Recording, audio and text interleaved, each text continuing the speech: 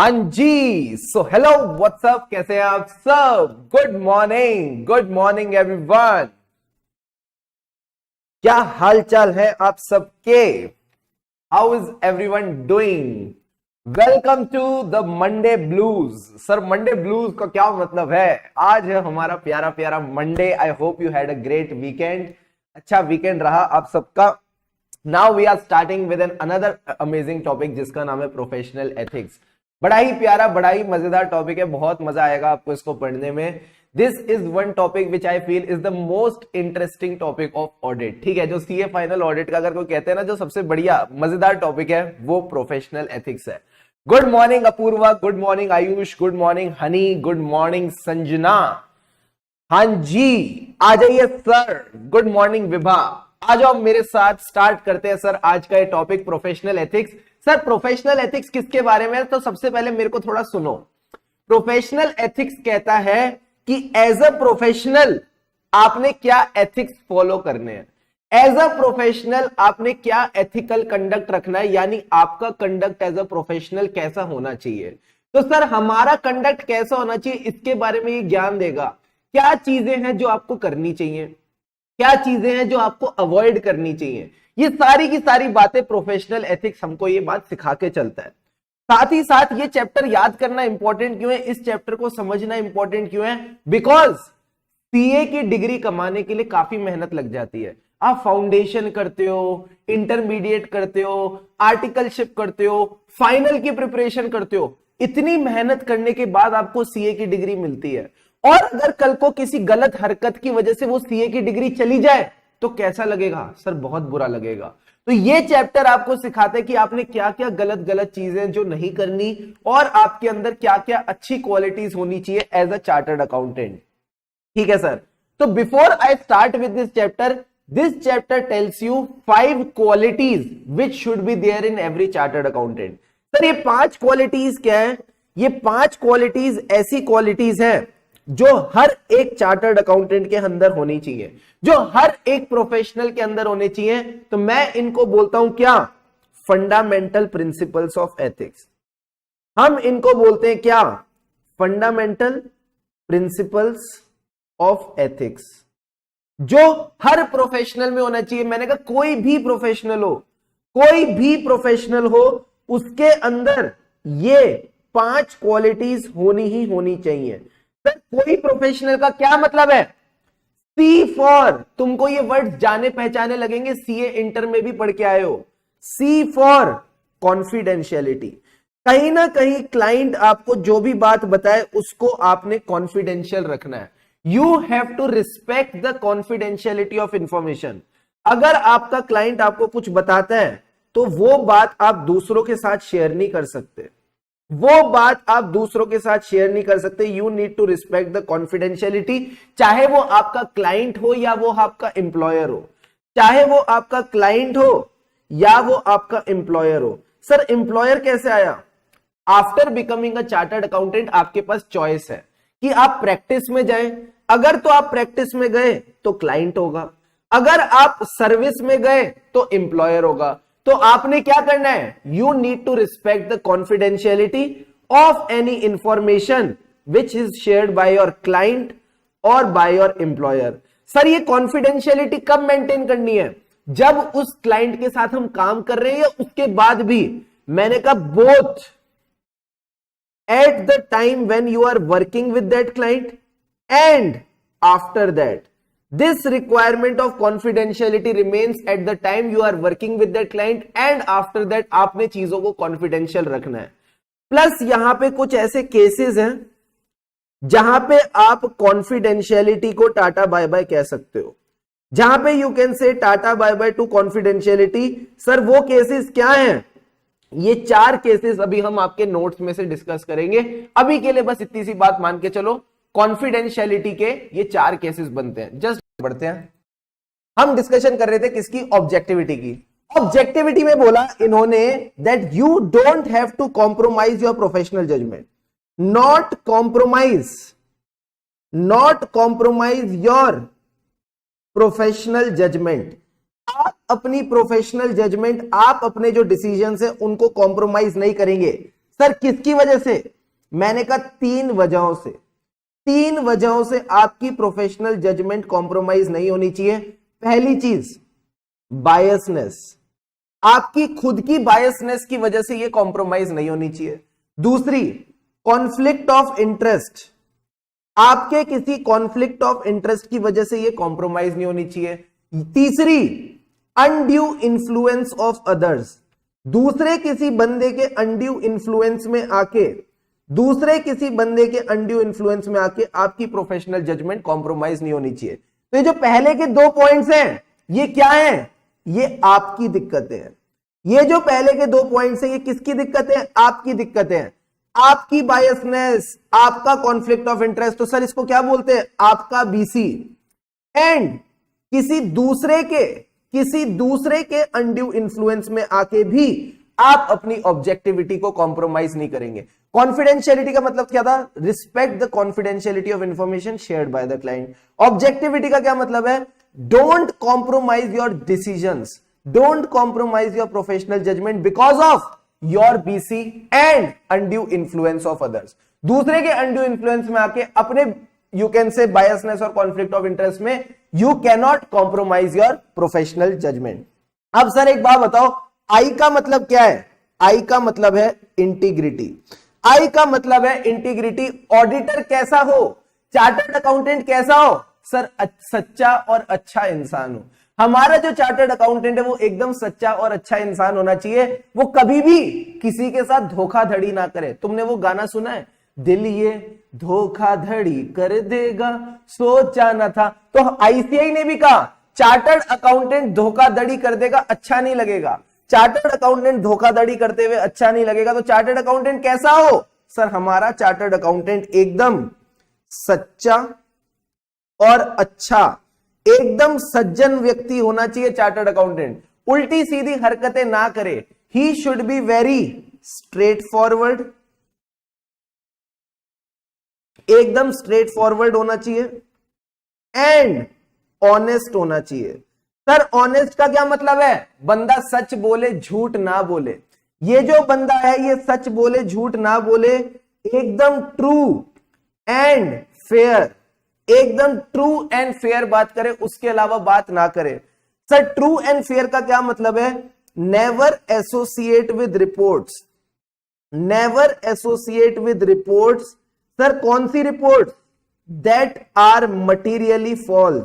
ओ, एकदम गलत गलत बातें करती हैं, मिसलीडिंग बातें करती हैं। तो क्या ऐसी रिपोर्ट से चार्टर्ड अकाउंटेंट को एसोसिएट होना चाहिए? मैंने कहा नहीं। एकदम झूठी झूठी बातों वाली रिपोर्ट के साथ हम एसोसिएट नहीं होंगे। या फिर ऐसी इंफॉर्मेशन देती हैं विच आर प्रोवाइडेड नेग्लिजेंटली, बिना सोचे समझे, बिना चेक करे ये इंफॉर्मेशन प्रोवाइड करी जा रही है। एंड लास्ट पॉइंट क्या कहता है? सर लास्ट पॉइंट कहता है कि या तो झूठ लिखा है या गलत लिखा है, या फिर जो लिखा होना चाहिए वो लिखा ही नहीं है। जो लिखा होना चाहिए वो लिखा ही नहीं है। It omits the required information, it omits the required information. यही 3-4 बातें आपने याद रखनी है। सर इंटीग्रिटी का क्या मतलब है? चार्टर्ड अकाउंटेंट सच्चा हो या झूठा? सच्चा हो। झूठ बोले कौवा काटे, काले कौवे से डरियो, ऐसा सुना है? मैंने कहा हां। अब मैं बोलता हूं झूठ बोले आईसीआई काटे। अगर कल को आपने झूठ बोला तो आईसीआई आप पे केस कर देगा और आपकी मेंबरशिप ले लेगा। तो झूठ बोलना पाप है, हाँ फिर सांप है। तो याद रखना, जब भी आप झूठ बोलोगे तो आप पकड़े जाओगे। You need to be straightforward, honest, true and fair चीजों के साथ आप एसोसिएट होगे। यानी never associate with reports that are materially false और मिसलीडिंग, या फिर उनके अंदर जो इंफॉर्मेशन है बिना सोचे समझे, बिना चेक करे दे रखी है। एंड लास्ट पॉइंट इज जो इंफॉर्मेशन देनी चाहिए वो इंफॉर्मेशन दी ही नहीं है। क्या ये तीनों बातें दिमाग में जाती है? हाँ sir. Confidentiality, objectivity, integrity. Are these 3 points clear? फटाफट बताओ हाँ या ना। इसके बाद मैं आपको बाकी 2 क्वालिटीज भी बताता हूं। इसी के बाद मैं आपको बाकी 2 क्वालिटीज बताता हूं। प्लीज टेल मी फास्ट, यहां तक सारी क्वालिटीज क्लियर है या नहीं? क्विकली बताओ।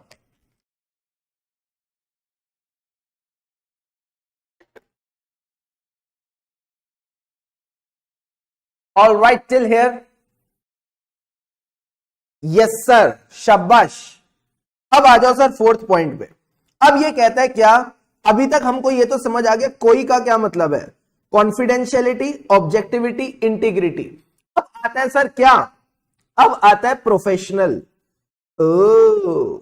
अगर मैं बात करता हूं प्रोफेशनल की, तो प्रोफेशनल में दो चीजें आएंगी, क्या क्या, एक आता है professional competence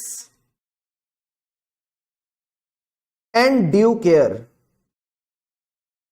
sir professional competence and due care का क्या मतलब है, पहले तो आप बात कर लो कॉम्पिटेंस की। कॉम्पिटेंस का मतलब है सिंपल सी बात, जो भी आपकी नॉलेज है, जो भी आपकी स्किल है, वो आपने चार्टर्ड अकाउंटेंसी के प्रोफेशन में सीख ली। जब आपने सीए इंटरमीडिएट किया, कितने वैरायटी ऑफ सब्जेक्ट्स पढ़े, जब आपने सीए फाइनल किया तो कितने वैरायटी ऑफ सब्जेक्ट्स पढ़े, प्लस आपने आर्टिकलशिप करी तो कितनी नॉलेज गेन करी।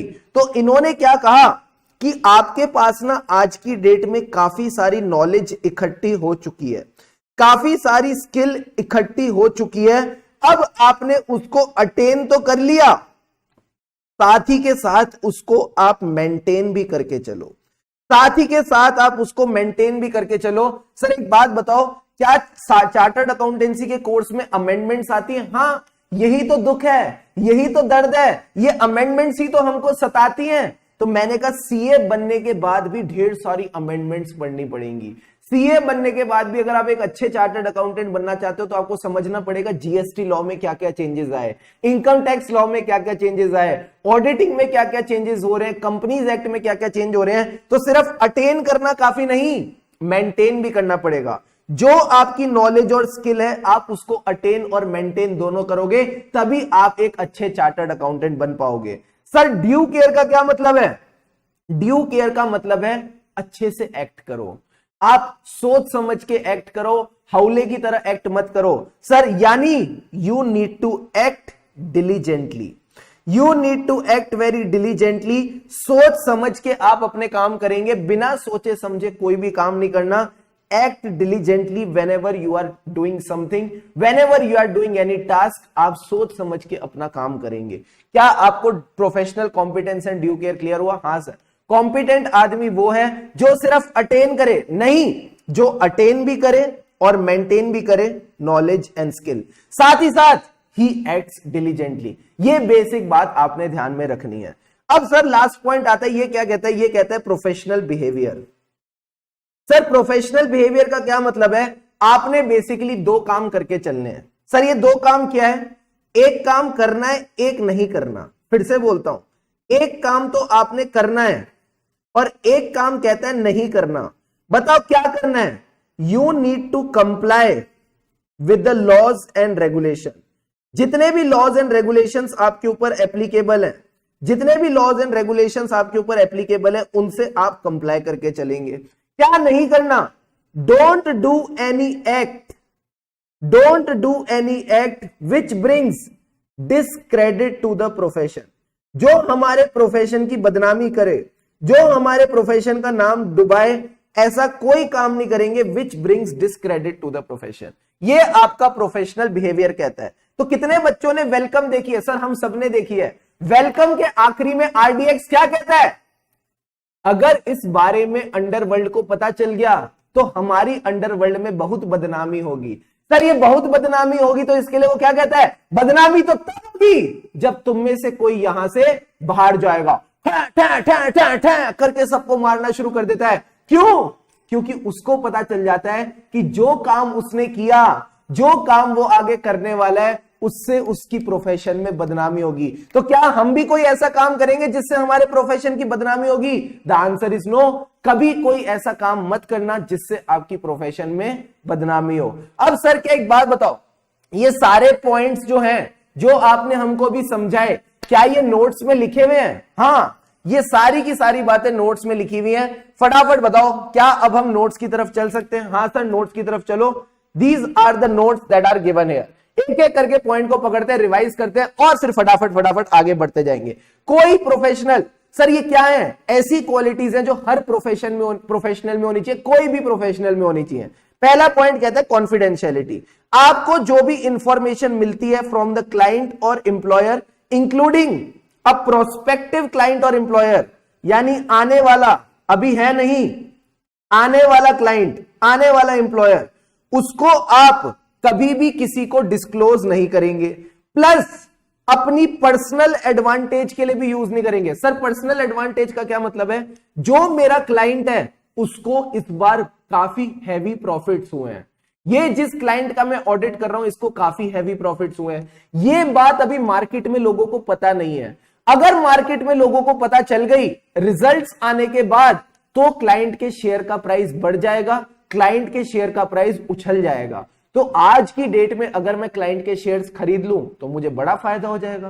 क्यों सर? क्योंकि आज अगर मैं शेयर सस्ते में खरीदूंगा और बाद में जाके जब रिजल्ट्स डिक्लेयर हुए, बाद में जाके जब इसके प्रॉफिट की बात पब्लिक को पता चलेगी, तो शेयर का प्राइस बढ़ जाएगा। जब बढ़ जाएगा तब मैं इसको सेल कर दूंगा। तो क्या मैं इसको पर्सनल एडवांटेज के लिए यूज कर रहा हूं? हां, तो आप इसको पर्सनल एडवांटेज के लिए भी यूज नहीं कर सकते। And it continues even after the relationship has ended.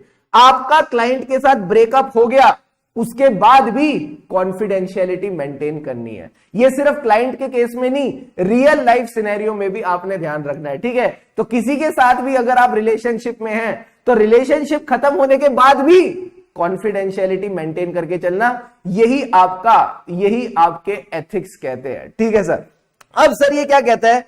कुछ ऐसे सर्कमस्टेंसेज हैं where the professional accountants are or might be required to disclose the confidential information. यानी हमारे पास क्या आ गई? एक्सेप्शंस। कहीं ना कहीं हमारे पास कुछ एक्सेप्शंस निकल के आई, इन्हीं एक्सेप्शंस को हमको ध्यान में रखना है। एक बात बताओ, सबसे ऊपर कौन है? सर सबसे ऊपर भगवान है? नहीं, हमारे ऑडिट में, हमारे इस कोर्स में सबसे ऊपर कौन है? सर सबसे ऊपर लॉ। सबसे ऊपर लॉ। तो अगर disclosure is required by law, अगर लॉ कहता है कि ये डिस्क्लोजर दो, तो भाई साहब तुमको देना पड़ेगा। तुम ये गाना नहीं गा सकते कि इंफॉर्मेशन इज कॉन्फिडेंशियल, मैं ये इंफॉर्मेशन नहीं दे सकता, नारे बाबा ना, कोई तुमसे ये गाना नहीं सुनेगा। अगर लॉ कहता है इंफॉर्मेशन दो, तो इंफॉर्मेशन देनी पड़ेगी। दूसरी चीज, इंफॉर्मेशन किसकी है? क्लाइंट की इंफॉर्मेशन है, वो कहता है इस इंफॉर्मेशन को डिस्क्लोज कर दो। लॉ को भी कोई दिक्कत नहीं है, तो तुमको क्या दिक्कत है? जब मियां बीवी राजी तो क्या करेगा काजी? यानी जिसकी इंफॉर्मेशन है वो कह रहे दे दो, दूसरा लॉ ने भी परमिशन दे दी, तो मैंने कहा कोई दिक्कत नहीं है, फिर आप इस इंफॉर्मेशन को डिस्क्लोज कर सकते हो। तो पहला पॉइंट क्या था? Sir disclosure is required by law. क्यों? क्योंकि सबसे ऊपर लॉ कहता है तो मुझे लॉ से तो कंप्लाई करना ही करना पड़ेगा, तो इंफॉर्मेशन डिस्क्लोज करनी पड़ेगी। दूसरा, जिसकी इंफॉर्मेशन है उसने भी परमिशन दे दी, उसने भी ऑथराइजेशन दे दी, so authorized by the client, permitted by the law. अब इसके बाद आते कुछ स्पेशल केसेस, ये क्या कहते हैं? There is a professional duty or right to disclose when you are not prohibited by law. अब ये चार केसेस आपने ध्यान में रखने हैं। चार केसेस को ध्यान में रखने का मैं बड़ा प्यारा तरीका बताता हूं। दो प्यारे केसेस हैं, दो डंडे वाले केसेस हैं। फिर से सुनना मेरी बात, दो प्यारे केसेस हैं, दो डंडे वाले केसेस हैं। सर प्यारे केसेस मतलब पी से प्यारे, पी से peer review, quality review, P से प्यारे, पी से पीयर रिव्यू, क्वालिटी रिव्यू। यानी आपने अपनी ऑडिट एंगेजमेंट खत्म कर ली, आपका ऑडिट कंप्लीट हो गया, फिर आईसीआई की एक रिक्वायरमेंट है, आपको पीयर रिव्यू कराना पड़ता है।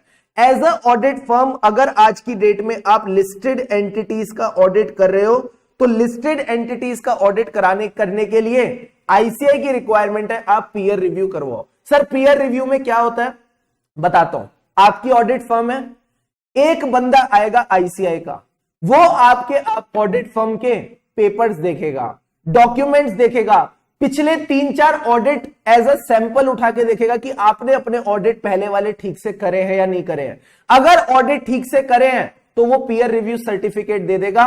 उस सर्टिफिकेट के बाद ही आप लिस्टेड एंटिटी का ऑडिट कर सकते हो। फिर से बता रहा हूं, पीयर रिव्यू क्या है? आईसीआई की रिक्वायरमेंट है। आईसीआई कहती है अगर एज अ ऑडिट फर्म आप लिस्टेड एंटिटीज का ऑडिट करना चाहते हो तो ऐसे नहीं करने देंगे, हम चेक करेंगे कि आपके ऑडिट्स में वो बात है कि नहीं, आपके ऑडिट्स में वो क्वालिटी है कि नहीं। तो ये अपना एक बंदा भेजते हैं, वो बंदा आके चेक करता है कि हां आप अपने ऑडिट ठीक क्वालिटी से कर रहे हो या नहीं कर रहे हो। इसको पीयर रिव्यू कहते हैं। अब मान लो वो बंदा आया, वो बंदा कहते ठीक है अपने पुराने ऑडिट फाइल्स दिखाओ, तो क्या तुम बोलोगे नहीं दिखाएंगे?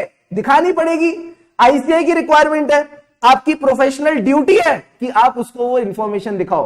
तो अगर ये पीयर रिव्यू है तो भी दिखानी पड़ेगी। इसी तरह क्वालिटी रिव्यू होता है। सर पीयर रिव्यू कौन कराता है? आईसीआई कराता है। क्वालिटी रिव्यू सेंट्रल गवर्नमेंट कराती है। अगर कल को आपने जो ऑडिट किया है, जिस कंपनी का ऑडिट किया है, उस कंपनी में कोई फ्रॉड मिला, तो अगर उस कंपनी में फ्रॉड मिला जिसका आपने ऑडिट किया है, तो सेंट्रल गवर्नमेंट आपके पीछे पड़ जाएगी, दुम लगा के पीछे पड़ जाएगी, और फिर आपका क्वालिटी रिव्यू होगा। तो पीयर रिव्यू और quality review of the ICI, अगर ये काम है तो आपको इंफॉर्मेशन देनी पड़ेगी एज अ ऑडिट फर्म। क्या ये पॉइंट समझ आया? हाँ सर।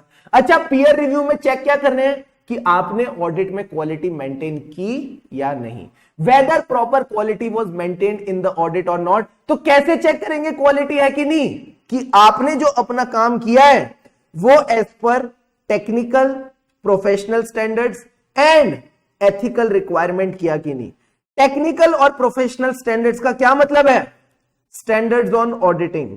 जस्ट फॉर सिंप्लिसिटी अभी इसको आप स्टैंडर्ड ऑन ऑडिटिंग मान सकते हो कि आपके काम ने आपने स्टैंडर्ड ऑन ऑडिटिंग को फॉलो किया या नहीं किया, इंक्लूडिंग एथिकल रिक्वायरमेंट, यानी जो अभी हम प्रोफेशनल एथिक्स पढ़ रहे हैं उनको भी आपने साथ साथ कंप्लाई करना है। क्या पहले दो पॉइंट्स क्लियर है? हाँ सर, पहले दो पॉइंट्स क्लियर है।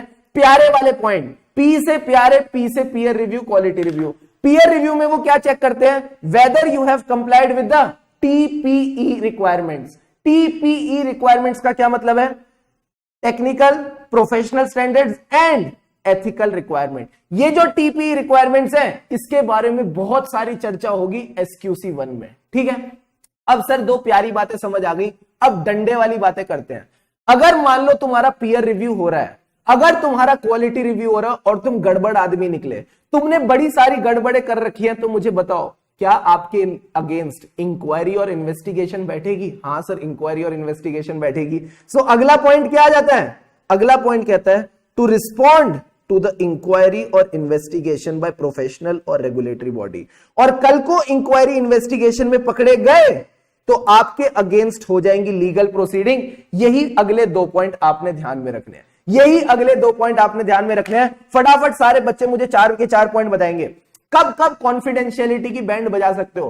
सर सबसे पहला केस, प्यारे case, peer review, quality review. क्या चेक करते हैं? Compliance with TPE requirement, technical professional and ethical standards. Clear है सर? अगर पकड़े गए तो इंक्वायरी और इन्वेस्टिगेशन, इंक्वायरी इन्वेस्टिगेशन के बाद लीगल प्रोसीडिंग। तो कोर्ट में जब खड़े होगे कटघरे में, तो ये नहीं कह सकते इंफॉर्मेशन इज कॉन्फिडेंशियल। जो जज साहब पूछेंगे वो जज साहब को बताना पड़ेगा, कॉन्फिडेंशियलिटी का पर्दा नहीं डाल सकते। क्या ये चारों के चारों पॉइंट्स क्लियर है? जल्दी से बताओ हाँ या ना। Is the confidentiality part clear to all of you?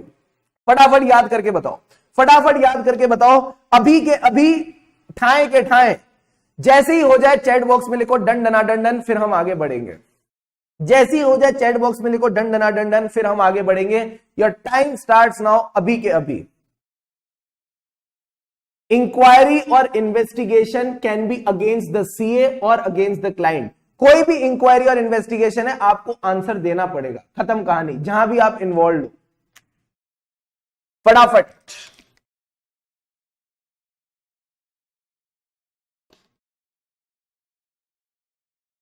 भले ही यहां पे ब्रैकेट में लिख दो, दो प्यारे, दो डंडे वाले। प्यारे से डंडे वाले निकलते हैं, प्यारे से डंडे वाले निकलते हैं। Very very good. आंखें बंद करके रिकॉल करना। पीयर रिव्यू, क्वालिटी रिव्यू, क्या चेक होता है उसमें?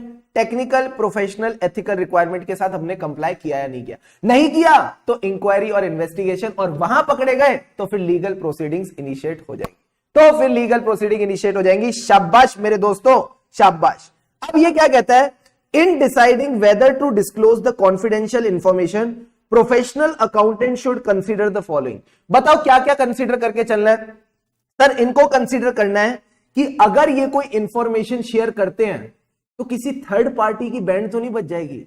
यानी सपोज मैंने क्लाइंट की इंफॉर्मेशन शेयर कर दी कोई, ठीक है। अब वो इंफॉर्मेशन किसके रिगार्डिंग है? मान लो उसके फाइनेंशियल स्टेटमेंट के रिगार्डिंग है। अब उन फाइनेंशियल स्टेटमेंट में बड़ी गड़बड़े हैं, तो क्लाइंट की जो क्रेडिट रेटिंग है वो कम हो सकती है।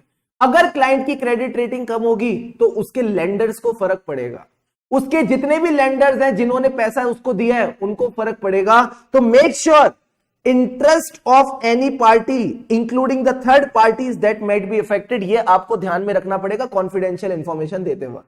दूसरा, चेक तो कर लो तुम्हारे पास प्रॉपर इंफॉर्मेशन है या नहीं, ऐसी थोड़ी सबको इंफॉर्मेशन बांटते फिरोगे।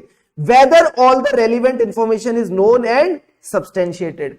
अब जब तुमको पता चल गया कि कोई थर्ड पार्टी को फर्क नहीं पड़ेगा, इंफॉर्मेशन के बारे में आपको प्रॉपर नॉलेज है, next thing that you need to check is जिस पार्टी को आप इंफॉर्मेशन दे रहे हो उसको कैसे बताओगे, किस तरीके से बताओगे, लिख के बताओगे, व्हाट्सएप पे बताओगे, टेलीग्राम पे बताओगे, यानी प्रपोज्ड टाइप ऑफ कम्युनिकेशन।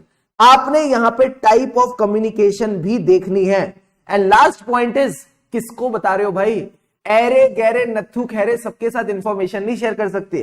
तो to whom the it is addressed, यानी whether the parties to whom the communication is addressed are appropriate recipients, क्या वो सही लोग हैं जिनके साथ आप ये इंफॉर्मेशन शेयर करने वाले हो। तो ये एक ऐसी चीज है जो आईसीआई ने गाइडेंस मटेरियल दे रखा है और बोल रखा है जब भी कॉन्फिडेंशियल इंफॉर्मेशन किसी के साथ शेयर करो तो पहले चेक करो किसी थर्ड पार्टी को बुरा तो नहीं लगेगा, कोई फूफा जी तो नहीं है जो बुरा मान जाएंगे बेमतलब में। दूसरा, क्या आपको इंफॉर्मेशन अच्छे से पता है, it is known and substantiated. अगर पता है तो देखो बताओगे कैसे, propose type of communication. And last point is, sir last point क्या कहता है, जो भी कॉन्फिडेंशियल इंफॉर्मेशन आप सामने वाले के साथ शेयर कर रहे हो, सामने वाली पार्टी भी सही पार्टी होनी चाहिए, they should be appropriate recipients. तो पहले इंफॉर्मेशन सही पता होनी चाहिए, फिर आप इंफॉर्मेशन दोगे कैसे, एंड सही इंसान को इंफॉर्मेशन देना, और इस सब के बीच कोई थर्ड पार्टी बुरा ना मान जाए। फिर से, इंफॉर्मेशन सही होनी चाहिए यानी सब्सटेंशिएटेड, इंफॉर्मेशन सही होनी चाहिए यानी सब्सटेंशिएटेड, फिर बताओगे कैसे, जिसको बता रहे हो वो सही आदमी होना चाहिए, और इस सब के बीच कोई थर्ड पार्टी बुरा ना मान जाए। तो ये 3 पॉइंट्स के बीच कोई थर्ड पार्टी बुरा नहीं माननी चाहिए, ये 3 पॉइंट्स बस आपने ध्यान में रख के चलने हैं। ठीक है सर, अब यहां पे हमको एक बात तो समझ आ गई, कॉन्फिडेंशियलिटी का क्या मतलब है। अब आता है सर ऑब्जेक्टिविटी, ये मैं आपके साथ ऑलरेडी डिस्कस कर चुका हूं।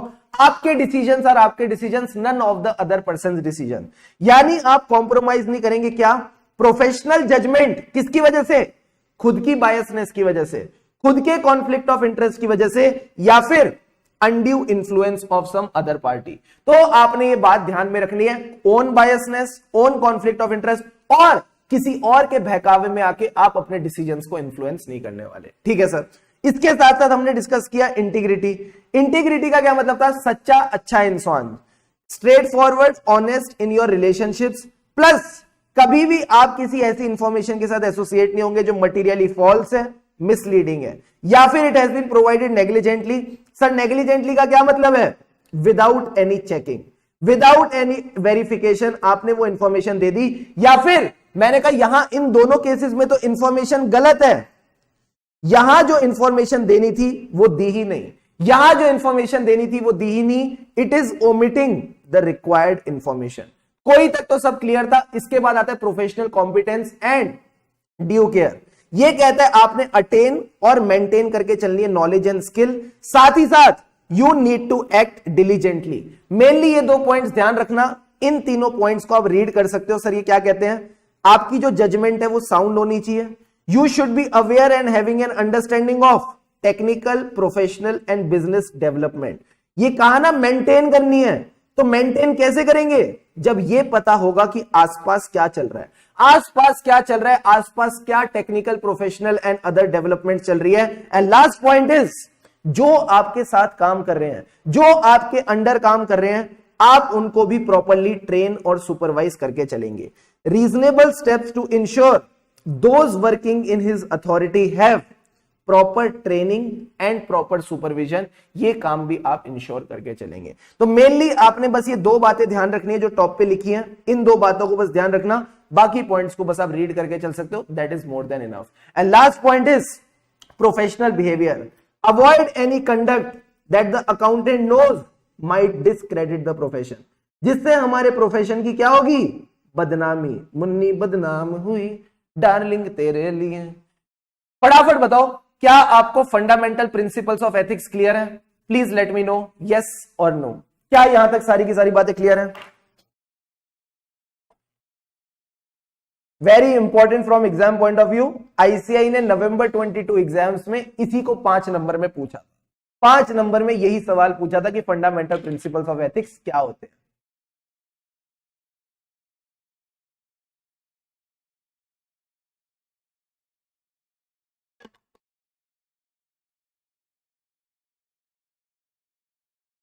एप्रोप्रिएट रेसिपेंट्स का बेसिकली मतलब है जिसको भी आपको इंफॉर्मेशन देनी पड़ रही है। जैसे लॉ ने कहा कि इंफॉर्मेशन देनी है, तो चेक करो लॉ के हिसाब से आप सही बंदे को इंफॉर्मेशन दे रहे हो या नहीं दे रहे हो। Great sir, great sir, great sir. अब सर एक बात बताओ, अगर प्रोफेशनल अकाउंटेंट ने फेस करी situation when complying with one fundamental principle, वो दूसरे से कॉन्फ्लिक्ट कर जाए। फॉर एग्जांपल, मैंने कहा था इंटीग्रिटी रखना। सर इंटीग्रिटी का क्या मतलब है? ऑनेस्टी। तो आपने ऑनेस्टी में क्लाइंट की कॉन्फिडेंशियल इंफॉर्मेशन शेयर कर दी। आपको अब क्लाइंट की कॉन्फिडेंशियल इंफॉर्मेशन शेयर करनी पड़ रही है, तो सर ये तो धर्म संकट हो गया। इंटीग्रिटी और कॉन्फिडेंशियलिटी की बनी ही नहीं, तो क्या करें?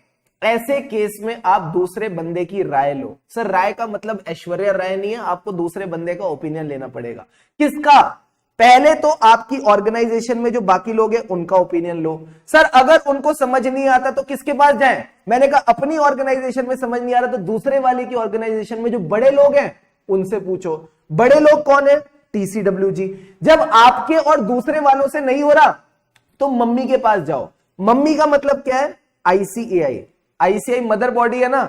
And last point is legal council. अगर आपको बिल्कुल भी समझ नहीं आ रहा तो सबसे ऊपर लॉ, जो लोग लॉ समझते हैं आप उनसे भी पूछ सकते हो। तो ये 4 लोग जिनके पास आप जाओगे अगर एक फंडामेंटल प्रिंसिपल दूसरे से कॉन्फ्लिक्ट करता है। पहले आपकी ऑर्गेनाइजेशन के बाकी लोग, दूसरा सामने वाली जो एंटिटी है जिसका आप ऑडिट कर रहे हो उसके लोग यानी TCWG। अगर दोनों से नहीं हो रहा तो मम्मी के पास जाओ यानी ICAI। एंड लास्ट पॉइंट क्या कहता है? सर लास्ट पॉइंट कहता है लीगल काउंसिल की भी आप हेल्प ले सकते हो। So just read these points, not much relevant from exam point of view but MCQ form में पूछ सकते हैं। ठीक है सर। अब आते हैं सर सवाल क्या, what are the different types of threats. कितने बच्चों को नॉस्टैल्जिया हो रहा है कि यार ये बातें तो अपन इंटर में पढ़ के आए हैं। कितने बच्चों को ये फील आ रही है कि हाँ सर ये बातें तो इंटरमीडिएट में भी पढ़ी थी। चैप्टर 1 जो आपका इंटर का होता है उसमें भी तो यही सारी बातें होती हैं। याद आ रहा है हल्का हल्का या भूल गए बिल्कुल ही?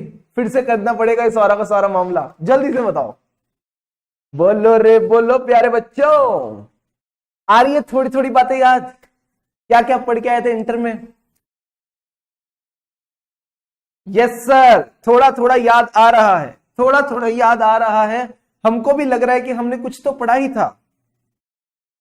वेरी वेरी गुड, शाबाश। अब आ जाओ sir different types of threads. What can be the different types of threads? एक एक करके थ्रेड को पकड़ते हैं और समझते हैं। पहला थ्रेड कहते हैं सेल्फ इंटरेस्ट थ्रेड। सारे बच्चे फोकस करो, सारे बच्चे इधर फोकस करो। 10 मिनट, 10 मिनट आपका फोकस चाहिए। इधर लो, एक चीज और करते हैं सर।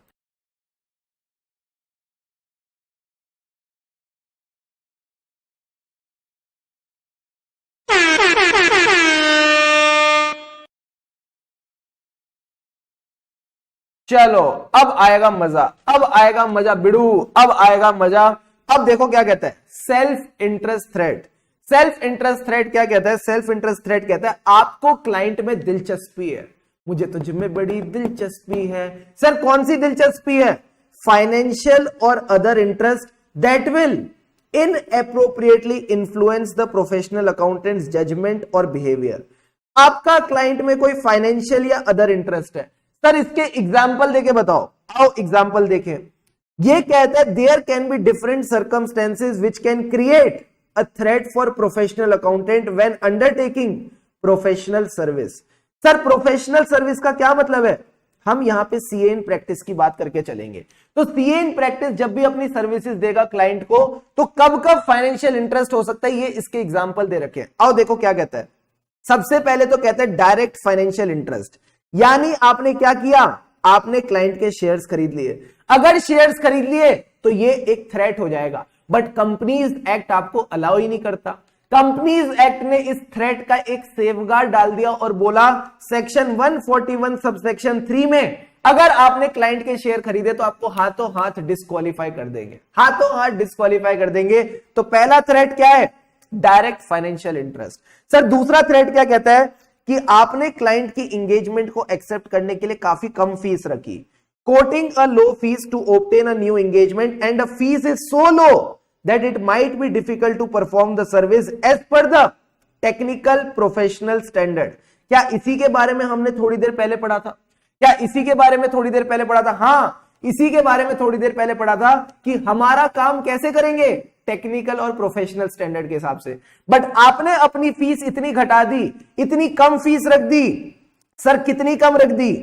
5 लाख वाला क्लाइंट आप 500 रुपए में कर रहे हो, 5 लाख वाला क्लाइंट आप 500 रुपए में कर रहे हो, तो क्या क्वालिटी मेंटेन करोगे? बैंड बजा दोगे सारी क्वालिटी की। So this is again a self interest threat. ये आपका सेल्फिश मोटिव है जो आपने इतनी ओछी हरकत करी। ठीक है सर, और बताओ और क्या कहता है? Having a close business relationship with the client.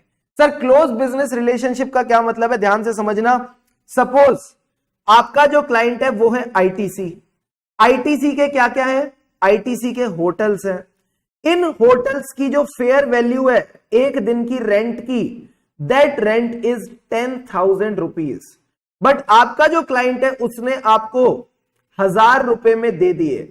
क्या मैं बोलूं यहां पे आपको ज्यादा कंसेशन मिल गया, 90% कंसेशन मिल गया? Answer is yes. अगर आपका क्लाइंट आपको 90% कंसेशन दे रहा है तो कहीं ना कहीं आप भी क्लाइंट को कंसेशन दोगे। अगर क्लाइंट की 100 गलतियां मिलेंगी तो 90 गलतियों को इग्नोर करोगे, 10 गलतियों के बारे में वार्तालाप करोगे। तो इस तरह की अगर क्लोज बिजनेस रिलेशनशिप है तो भाई साहब ये भी बड़ी दिक्कत की बात है। ठीक है सर, अगला पॉइंट, क्लाइंट की जो कॉन्फिडेंशियल इंफॉर्मेशन है उसको आपने पर्सनल गेन के लिए यूज करा, तो ये भी गलत बात है। ये पॉइंट मैं आपको ऑलरेडी बता चुका कि मैंने उसके पहले शेयर खरीद लिए और मार्केट में बेच दिए। इसको क्या कहते हैं? Insider trading. Again insider trading is prohibited as per the SEBI regulation. And last point क्या कहता है? Discovering a significant error when evaluating the results of previous professional service provided by the member of accountants firm. तो यही सारे points आपने ध्यान रखने हैं। ये जो लास्ट वाला पॉइंट है ना, ये मुझे अभी भी नहीं पता आईसीआई ने सेल्फ इंटरेस्ट थ्रेट में क्यों डाला है। सर क्यों? ध्यान से समझना। पिछली बार आपने कोई गलती करी, उसको अब आपने पकड़ा है, उसको अब आपने पकड़ा है, तो ये सेल्फ इंटरेस्ट थ्रेट थोड़ी होना चाहिए, ये तो सेल्फ रिव्यू थ्रेट होना चाहिए। आप ही के काम में आपने गलती पकड़ी, आप ही के काम में आपने गलती पकड़ी, तो ये भी थोड़ी अजीब बात है। बट स्टिल क्योंकि आईसीआई कहता है हमको मानना पड़ेगा, बाकी चारों पॉइंट्स तो मेल खाते हैं, बाकी चारों पॉइंट्स तो मेल खाते हैं, तो उनको अपन ध्यान में रख के चल सकते हैं। फटाफट बताओ बाकी चारों पॉइंट्स क्या क्या है। सर पहला पॉइंट कहता है कि आपका क्लाइंट में डायरेक्ट फाइनेंशियल इंटरेस्ट है। सेल्फ इंटरेस्ट का क्या मतलब है? Direct financial interest. पहला पॉइंट दिमाग में गया? हाँ सर। अब ये फाइनेंशियल इंटरेस्ट कैसे बनेगा? फर्स्ट से फाइनेंशियल इंटरेस्ट, फर्स्ट से फीस, क्लाइंट से फीस आएगी, बट आप फीस ले ही नहीं रहे हो, बड़ी कम फीस ले रहे हो। क्योंकि आप बड़ी कम फीस ले रहे हो, तो बड़ी दिक्कत की बात है। क्योंकि आपने काफी कम फीस ली तो ये बड़ी दिक्कत की बात है, तो there is a low fee.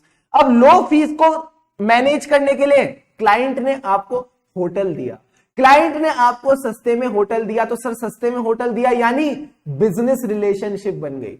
अब आपकी क्लाइंट के साथ क्या बन गई? Close business relationship. बट अभी भी आपको ना पैसे की कमी पड़ रही है, तो आपने क्लाइंट के शेयर खरीद लिए, सस्ते में खरीदे महंगे में बेचे, सस्ते में खरीदे महंगे में बेचे, क्योंकि आपके पास कॉन्फिडेंशियल इंफॉर्मेशन थी। चारों पॉइंट्स को इंटर रिलेट करके ध्यान रखना। पहला पॉइंट क्या था? पहला पॉइंट डायरेक्ट फाइनेंशियल इंटरेस्ट। इसके साथ आपने क्या किया? फीस काफी कम रख दी। कोई बात नहीं, क्लाइंट ने आपको होटल का एक्सेस दे दिया, साथ ही साथ आपने शेयर्स में डीलिंग कर दी, यानी कॉन्फिडेंशियल इंफॉर्मेशन। ये 4 पॉइंट आप ध्यान रखेंगे। क्लोज रिलेशनशिप नहीं लिखी, क्लोज बिजनेस रिलेशनशिप लिखी है। अगर ये क्लोज रिलेशनशिप होती तो फेमिलियरिटी थ्रेट होता। क्योंकि ये क्लोज बिजनेस रिलेशनशिप है, इस वजह से इसको फाइनेंशियल इंटरेस्ट में डाला है, क्योंकि यहां पे पैसे की बात है, धंधे की बात है। तो ये 4 पॉइंट आई होप आपको क्लियर है। एंड 5वां पॉइंट क्या है? सर बिल्कुल ही गलत पॉइंट है। 5वां पॉइंट बिल्कुल ही गलत पॉइंट है, वो तो सेल्फ इंटरेस्ट थ्रेट में आना ही नहीं चाहिए था। बिल्कुल ही गलत मतलब सिग्निफिकेंट एरर, बिल्कुल ही गलत मतलब सिग्निफिकेंट एरर। तो ये पॉइंट याद रखना, लास्ट पॉइंट बिल्कुल ही गलत है। सर बिल्कुल गलत का क्या मतलब है? It is a significant error which has been noticed while evaluating the results of previous professional service involved. जल्दी से 2 मिनट लो और अभी के अभी ये 5 पॉइंट याद करके बताओ. This is the most important threat of all. सारे थ्रेट्स के एग्जाम्पल में ये वाला जो थ्रेट है ये सबसे ज्यादा इंपॉर्टेंट है. 2 मिनट लेके सारे बच्चे DDD लिखेंगे चैट बॉक्स में once you are done with learning this part. फटाफट देखते हैं कौन सा बच्चा फर्स्ट आता है. भले यहां पे लिख लो फाइनेंशियल इंटरेस्ट. कैसे बनेगा? फीस से. बट सर फीस बड़ी कम है. तो आपने क्लाइंट के साथ बिजनेस शुरू कर दिया, आपने क्लाइंट के साथ बिजनेस रिलेशन बना ली, प्लस आपने यहां पे शेयर्स में डीलिंग भी कर ली. और आखिरी पॉइंट बिल्कुल गलत है, आखिरी पॉइंट बिल्कुल गलत है. इस तरह से आप ये फ्लो ध्यान में रख सकते हैं.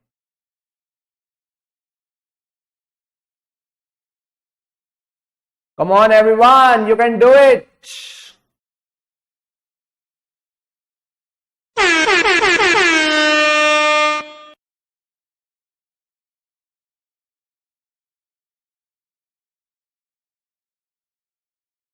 Very good Aditya, very good Preeti, Mohan, Yashika, Sutawane, Athar Sutawane, शाबाश.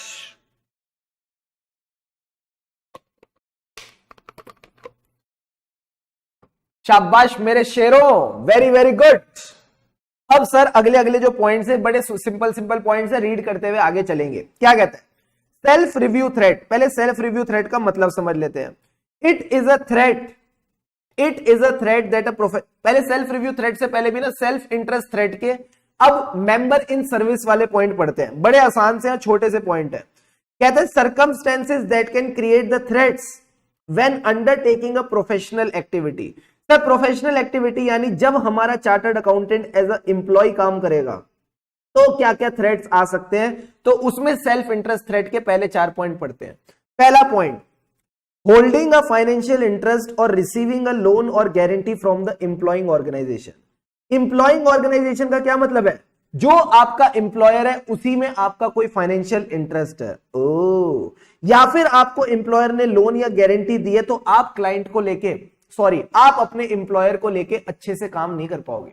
हमेशा आपको एक डर रहेगा, हमेशा आप उसके एक एहसान के फरामोश रहेंगे. तो आपने क्या करना है ना, इस तरह की चीजें अवॉइड करके चलनी है. दूसरा बताओ, you are participating in a incentive compensation arrangement offered by the employing organisation.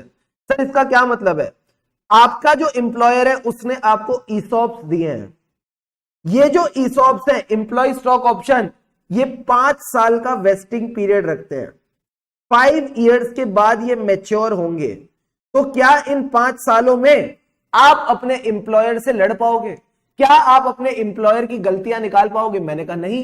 हमेशा आप अपने एम्प्लॉयर के इन्फ्लुएंस में काम करोगे और आपकी ऑब्जेक्टिविटी की बैंड बचती रहेगी. So if you are having some incentive compensation arrangement तो भी दिक्कत की बात है. और बताओ सर, जो आपके एम्प्लॉयर के कॉर्पोरेट एसेट्स हैं आप उनका पर्सनल यूज करते हो. ये तो तुमको मेरे से अच्छे से कौन बता सकता है? ये तुमसे अच्छा मेरे को कौन बता सकता है कितने बच्चे आर्टिकलशिप में अपना प्रिंटर यूज करते हैं? जल्दी से बताओ. कितने बच्चे ऐसे हैं जो आर्टिकलशिप में अपनी फर्म का प्रिंटर यूज करते हैं स्टडी नोट्स निकालने के लिए? फटाफट बताओ मुझे. कितने बच्चे कॉर्पोरेट एसेट्स का पर्सनल यूज करते हैं? फटाफट बताओ. कौन कौन है जो इस तरह की हरकतें करता है? बड़े सारे होंगे. Very very good. तो sir having access to corporate assets for personal use, ये भी एक थ्रेट है. ये भी एक थ्रेट है. जब आपको पता है कि आप एंटिटी के एसेट्स का पर्सनल यूज कर रहे हो तो आप एंटिटी की गलतियां नहीं निकालोगे. आप एंटिटी के हमेशा एहसानमंद रहोगे कि ये एंटिटी कितनी अच्छी है, कितनी मदद करती है. तो इस तरह की हरकतें करना गुनाह है. एंड लास्ट पॉइंट क्या कहता है? बीइंग ऑफर्ड अ गिफ्ट और special treatment from the supplier of the employing organisation. यहां पे जो गिफ्ट है क्या आपके एम्प्लॉयर ने दिया या एम्प्लॉयर के सप्लायर ने? एम्प्लॉयर के सप्लायर ने. ये एम्प्लॉयर के सप्लायर हैं जिन्होंने आपको गिफ्ट और स्पेशल ट्रीटमेंट दिया. अच्छा एक बात बताओ, सप्लायर ने आपको गिफ्ट और स्पेशल ट्रीटमेंट क्यों दिया? क्योंकि तुमने सप्लायर को सेलेक्ट कराने में हेल्प की होगी. तुमने अपने एम्प्लॉयर में उस सप्लायर को जब वो सेलेक्ट करा था तब तुमने हेल्प की होगी. तो तुमने यहां पे अपना पैसा निकाल लिया. तुमने यहां पे अपनी इंटीग्रिटी खो दी, तुमने यहां पे अपनी ऑनेस्टी खो दी, तो ये भी दिक्कत की बात है, ये भी दिक्कत की बात है। सप्लायर से गिफ्ट लेना, स्पेशल ट्रीटमेंट लेना, this is again a financial interest, this is again a self interest threat. तो अगर सेल्फ इंटरेस्ट थ्रेट ये बोलते हैं कब, जब आप कोई प्रोफेशनल एक्टिविटी कर रहे हो, यानी एज अ एम्प्लॉय काम कर रहे हो, तो ये कब होगा? सबसे पहले तो फाइनेंशियल इंटरेस्ट, जैसे डायरेक्ट फाइनेंशियल इंटरेस्ट वहां पे था वैसे ही फाइनेंशियल इंटरेस्ट यहां पे है। बट क्या यहां आप फीस की बात करोगे? नहीं, फीस की बात नहीं करें। सप्लायर जो माल भेजता है कंपनी को, ठीक है, जिस कंपनी में आप काम कर रहे हो उसको कोई किसी से तो माल खरीदती होगी, जिससे माल खरीदती है उसको सप्लायर कहते हैं। अब इधर देखो, तो यहां तो फीस की बात नहीं करेंगे, तो किसकी बात करेंगे? आप यहां पे बोलोगे अगर आपको पैसा चाहिए तो आपके पास इंसेंटिव कंपेंसेशन अरेंजमेंट है। बोलो मेरे साथ, फीस की बात नहीं करेंगे, इंसेंटिव कंपेंसेशन अरेंजमेंट है। तो या तो आपका एम्प्लॉयर आपको इंसेंटिव दे रहा है, या फिर एम्प्लॉयर का सप्लायर आपको गिफ्ट और स्पेशल ट्रीटमेंट दे रहा है। एंड फोर्थ पॉइंट कहता है जब आपका इन दोनों चीजों से पेट नहीं भरा, जब आपका इन दोनों चीजों से पेट नहीं भरा, तो आपने अपने जो एम्प्लॉयर के एसेट्स थे उन्हीं को पर्सनल यूज कर लिया, एम्प्लॉयर के एसेट्स का ही पर्सनल यूज कर लिया, तो ये भी गलत बात है, ये भी गलत बात है। यही पॉइंट आपने ध्यान रखना है। तो फटाफट अगर चाहो तो यहां पे एक पूरा फ्लो लिख लो इस आंसर का। सबसे पहले बोलेगा फाइनेंशियल इंटरेस्ट। अब सर ये फाइनेंशियल इंटरेस्ट कैसे बनेगा? फीस से या incentive compensation arrangement? Sir incentive compensation arrangement, यहां आपका एक इंसेंटिव कंपेंसेशन अरेंजमेंट है। दूसरा पॉइंट, इंसेंटिव कंपेंसेशन अरेंजमेंट तो एम्प्लॉयर ने दिया, सप्लायर से भी गिफ्ट्स आ रहे हैं, तो जो सप्लायर ऑफ एम्प्लॉयर है उससे भी आपको गिफ्ट्स मिल रहे हैं। और जब इस चीज से पेट नहीं भरा तो आपने क्या किया? आपने पर्सनल यूज किया, आपने एंटिटी के एसेट्स का पर्सनल यूज किया। ये 4 पॉइंट्स बस आप ध्यान में रख के चल सकते हैं, ठीक है। पूरी की पूरी इंटर रिलेशन टेक्निक करके दे दिया आपको। फटाफट 1 मिनट 2 मिनट लो और अभी के अभी ये 4 पॉइंट्स करके बताओ। जैसे वो 4 पॉइंट इंपॉर्टेंट थे वैसे ही ये 4 पॉइंट इंपॉर्टेंट है। This is a amendment by ICAI, ये आपके अभी अभी अमेंडमेंट आई है आईसीआई की तरफ से। फटाफट करके बताएंगे, देखते कौन सा बच्चा फर्स्ट आता है। कम ऑन, जल्दी से। चारों के चारों पॉइंट्स इसी इंटर रिलेशन के साथ ध्यान में रखने हैं।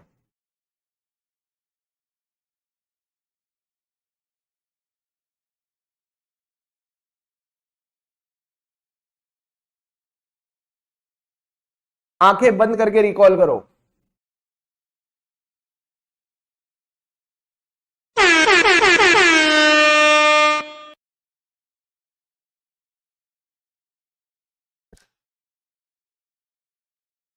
जा रही है बातें दिमाग में? अब मुझे एक बात बताओ, अगर ये सारे पॉइंट्स मैं सिर्फ रीड करके निकाल दूं, अगर ये सारे पॉइंट्स मैं रीड करके निकाल दूं, कोई समझाना तो कोई बड़ी बात नहीं है। सिर्फ अगर अपन रीड करके इन पॉइंट्स को निकाल देंगे तो क्या ये बातें दिमाग में बैठेंगी?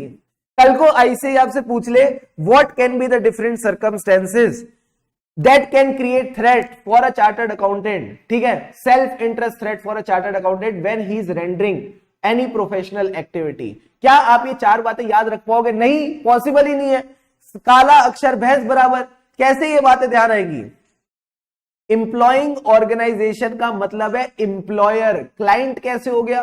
क्लाइंट की बातें तो पहले हो चुकी, अब यहां अपन एम्प्लॉयर की बातें कर रहे हैं, तो यहां पे क्या बोलेंगे? Financial interest. बट फीस की बात नहीं करेंगे, इंसेंटिव कंपेंसेशन अरेंजमेंट। उसके साथ साथ एम्प्लॉयर का जो सप्लायर है उसने भी गिफ्ट दिए। अब दोनों चीजों से पेट नहीं भरा तो हमने कॉर्पोरेट एसेट्स का पर्सनल यूज किया। ये पॉइंट आप ध्यान में रख के चलेंगे, ठीक है। क्लियर है पॉइंट? यस और नो? फटाफट बताइए। आई बात समझ? गई दिमाग में? डी कपिल, अर्चित, जयश, शाबाश। अब आ जाओ sir next point, self interest thread. मेरे को लगता है पूरा का पूरा डंडन है। अब चलते हैं सेल्फ रिव्यू थ्रेड पे। सेल्फ रिव्यू थ्रेड क्या कहता है? सेल्फ रिव्यू थ्रेड कहता है, उससे पहले मैं आपसे सवाल पूछता हूं, प्रीति कह रही है इससे पहले जो पॉइंट्स लिख रहे थे इसमें क्या फर्क है? अरे एक चार्टर्ड अकाउंटेंट के पास ऑप्शन है कि या तो वो अपनी प्रैक्टिस करे या किसी के अंडर एज ए एम्प्लॉय काम करे। अगर प्रैक्टिस कर रहा है तो ये सेल्फ इंटरेस्ट थ्रेट है, प्रोफेशनल सर्विस दे रहा है वो।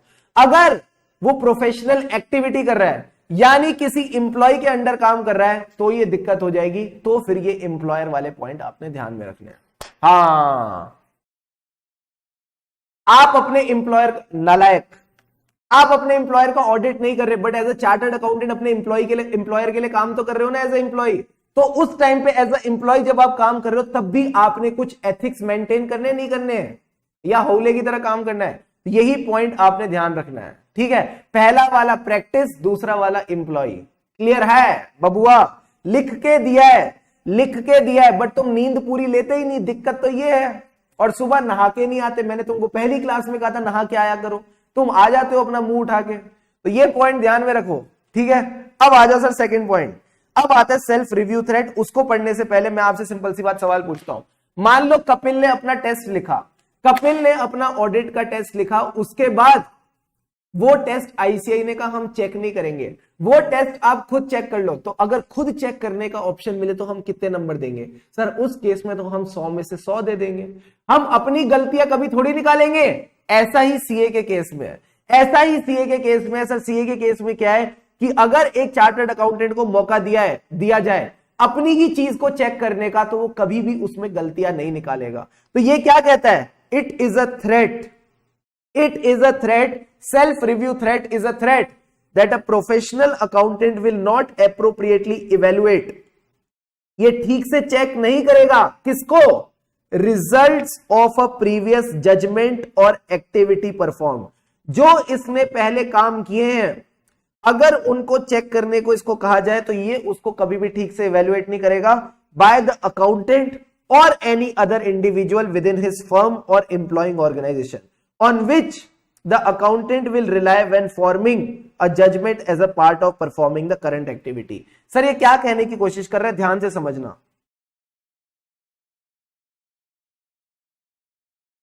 ये एक फर्म है, इसका नाम क्या है? सर इसका नाम है मजनू उदय एंड कंपनी। ये कौन है? सर ये ऑडिटर है। Majnu Uday and company is a firm, they are the auditor. अब ये लोग इनकी फर्म में काम करते हैं।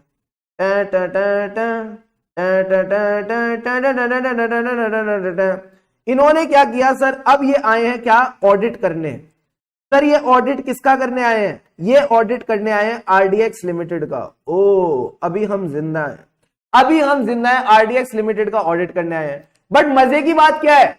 सर मजे की बात क्या है? आरडीएक्स लिमिटेड के जो फाइनेंशियल स्टेटमेंट्स हैं, आरडीएक्स लिमिटेड के जो फाइनेंशियल स्टेटमेंट्स हैं वो कौन बनाता है? सर ये उदय शेट्टी ही लिखता है। इसके जो फाइनेंशियल स्टेटमेंट्स हैं ये उदय शेट्टी लिखता है। मैंने कहा वेरी गुड। अब जो साइनिंग पार्टनर है इस एंगेजमेंट में, साइनिंग पार्टनर है मजनू। साइनिंग पार्टनर कौन है? मैंने कहा साइनिंग पार्टनर है मजनू।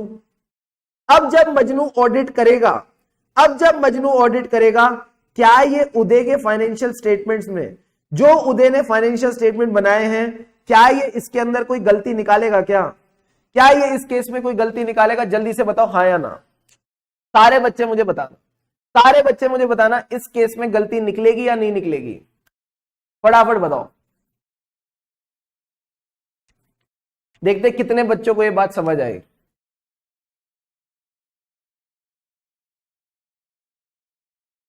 नहीं सर, इस केस में कोई गलती नहीं निकालेगा। अपनों की गलती कौन निकालता है? अपनों की गलती कौन निकालता है? द आंसर इज नो, कोई गलती नहीं निकाली जाएगी। इसी को अपन सेल्फ रिव्यू थ्रेट कहते हैं।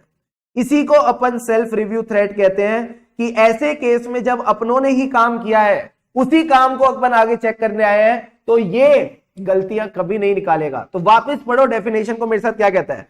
अ professional accountant will not appropriately evaluate the results of a previous judgment made or activity performed। जो फाइनेंशियल स्टेटमेंट किसने बनाए हैं? या तो उसने खुद ने या any other individual within his firm. ये एनी अदर इंडिविजुअल कौन है? हम यहां पे उदय की बात कर रहे हैं, ठीक है। on which the accountant will rely when forming a judgment as a part of the performing the current activity। यानी जब वो ऑडिट कर रहा है तो फिर वो उसमें से कोई गड़बड़ नहीं निकालेगा, वो उसको प्रॉपर्ली इवेल्युएट नहीं करेगा। इतनी सी बात बस आपने ध्यान में रख के चलनी है। अब सर इसके एग्जाम्पल क्या क्या हो सकते हैं? पहली चीज, इशूइंग एन अश्योरेंस रिपोर्ट, यानी बेसिकली आप अपना ओपिनियन दे रहे हो किसको लेके? On the effectiveness of the operation of financial systems after implementing the system, यानी इंटरनल कंट्रोल आप ही ने बनाए, जो एंटिटी के इंटरनल कंट्रोल्स हैं वो आप ही ने बनाए और उन्हीं के ऊपर ओपिनियन देना है। तो क्या आप अपने बनाए हुए इंटरनल कंट्रोल की कमियां निकालोगे? नहीं निकालेंगे। तो ये पॉइंट बस आपने रीड करके चलना है। दूसरा point, having prepared the original data, यानी जो अकाउंटिंग एंट्रीज थी, जो जर्नल एंट्रीज थी, वो आप ही ने पास करी हैं। Use to generate the records that are subject matter of assurance engagement. Subject matter of assurance engagement यानी अगर कल को आप ऑडिट कर रहे हो तो इसका सब्जेक्ट मैटर क्या है? कौन सी चीज चेक होती है ऑडिट में? सर फाइनेंशियल स्टेटमेंट चेक होते हैं। तो आप ही ने जर्नल एंट्रीज पास करी हैं which have been used to generate the records financial statements that are the subject matter of audit. तो भी ये सेल्फ रिव्यू थ्रेट है, तो भी ये सेल्फ रिव्यू थ्रेट है। Got it? Sir but auditor financial statement क्यों बनाएगा? यही तो मैं भी बोल रहा हूं, यही तो मैं भी बोल रहा हूं। कंपनीज एक्ट ने इसको डिसअलाउ कर दिया। क्यों? क्योंकि यहां पे थ्रेट था, क्योंकि यहां पे सेल्फ रिव्यू थ्रेट था, इसीलिए तो डिसअलाउ किया, इसीलिए तो इस बात के लिए मना किया कि ये काम नहीं कर सकते। अगर ये थ्रेट ना होता तो कंपनीज एक्ट में भी ये वाले प्रोविजंस ना आते। तो बस आपने ये दो पॉइंट्स को रीड करके चलना है। Assurance report on financial information system when he has himself implemented them. जब खुद ही इंटरनल कंट्रोल बनाया तो इंटरनल कंट्रोल में कमियां नहीं निकालेगा। दूसरा पॉइंट क्या कहता है? आप ही ने ओरिजिनल डेटा बनाया जिससे subject matter of engagement generate हुआ है। सब्जेक्ट मैटर ऑफ एंगेजमेंट यानी फाइनेंशियल स्टेटमेंट। तो अगर आप ही ने जर्नल एंट्री पास करी है तो आप उसमें कभी भी गलतियां नहीं निकालोगे। These are the two examples of self review threat in case of CA in practice. अगर कोई सीए प्रैक्टिस में है तो आपके ये दो एग्जाम्पल बन जाते हैं। अब सर अगले वाले पे आओ, अगले वाले पे आओ। अगर मैं इंप्लॉय की बात करूं तो इंप्लॉय के केस में सिर्फ एक ही एग्जाम्पल है, determining appropriate accounting treatment for a business combination after performing the feasibility support study supporting the purchase decision. अगर आपने इंड एएस 103 के हिसाब से, ठीक है, अकाउंटिंग ट्रीटमेंट देखना है किसी बिजनेस कॉम्बिनेशन का, कब? जब उस सब्सिडरी के सिलेक्शन में, उस सब्सिडरी के सिलेक्शन में आप ही का हाथ था, उस सब्सिडरी के सिलेक्शन में आप ही का हाथ था, आप ही ने बोला था इस सब्सिडरी को सिलेक्ट करो। अगेन इसको भी सेल्फ रिव्यू थ्रेट माना जा सकता है। ठीक है, अर्नव कह रहा है सर दो फर्म खोल के भी तो एक फर्म से फाइनेंशियल स्टेटमेंट बनाओ, एक फर्म से ऑडिट कराओ, ऐसा भी तो किया जा सकता है। आंसर इज यस, किया जा सकता है। अगर उन दोनों फर्म्स की बनती है तो इनडायरेक्टली वहां पे भी सेल्फ रिव्यू थ्रेट आ जाएगा, इनडायरेक्टली वहां पे भी सेल्फ रिव्यू थ्रेट आ जाएगा। यहां तक सारे पॉइंट्स क्लियर है? जल्दी से बताइए हाँ या ना, फटाफट बताओ। जो भी अभी तक मैंने डिस्कस किया, क्या यहां तक सारी बातें क्लियर हैं? Please tell me fast, yes और no.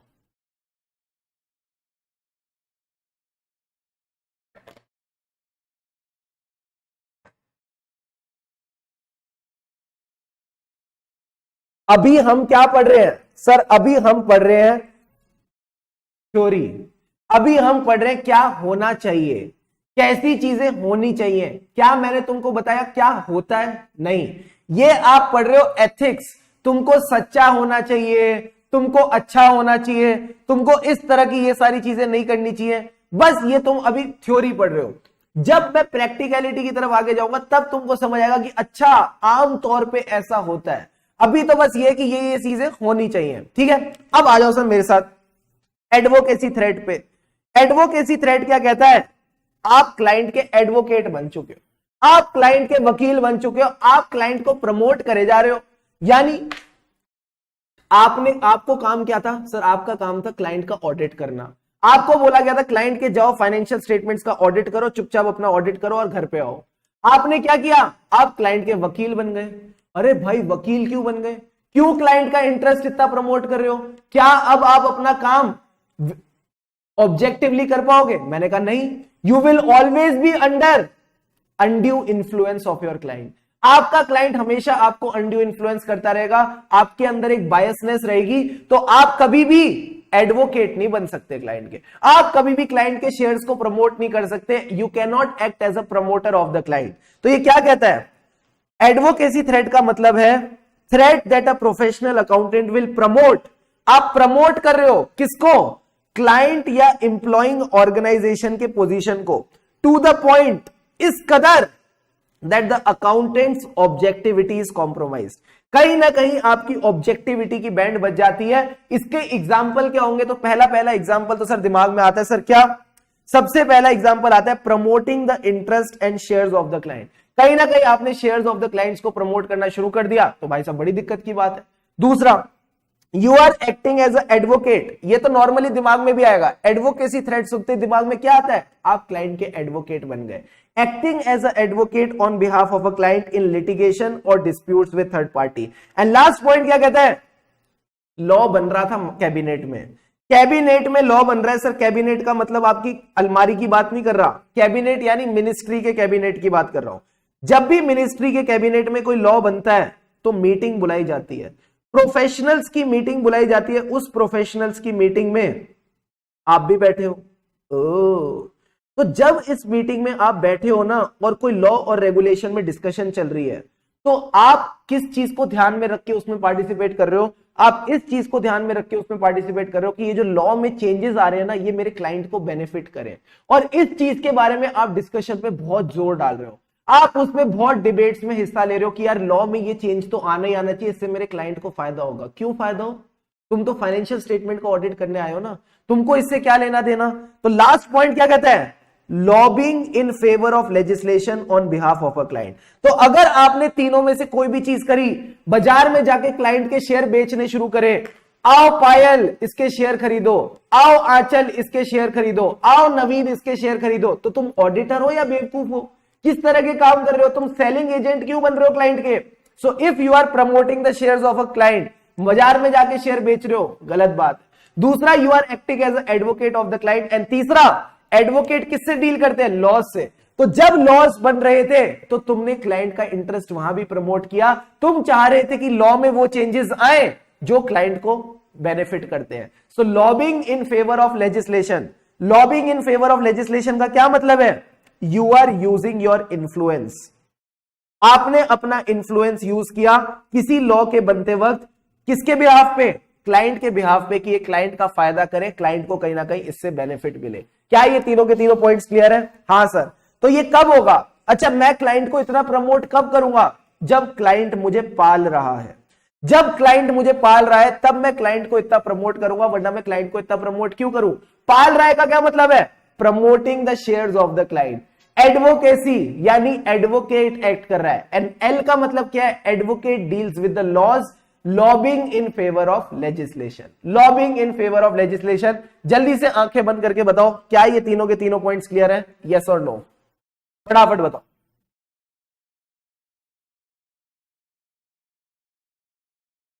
Please tell me fast.